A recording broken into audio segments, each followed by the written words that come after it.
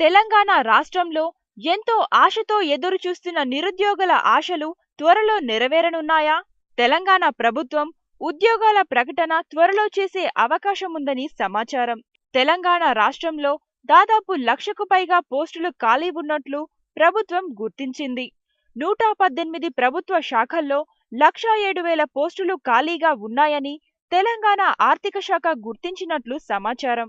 రాష్ట్ర విభజన అనంతరం సచివాలయం మినహా అన్ని శాఖల్లో 5,21,000 పోస్టులు తెలంగాణ రాష్ట్రానికి వచ్చినట్లు తెలంగాణ ఆర్థిక శాఖ ఈ మధ్యనే వెల్లడించింది.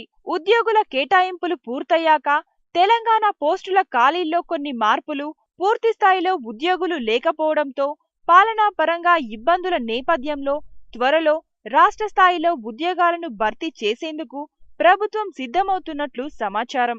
అంతేకాదు, త్వరలో ఏర్పాటు చేయబోయే తెలంగాణ పబ్లిక్ సర్వీస్ కమిషన్ దీనికి కీలకం కానుంది.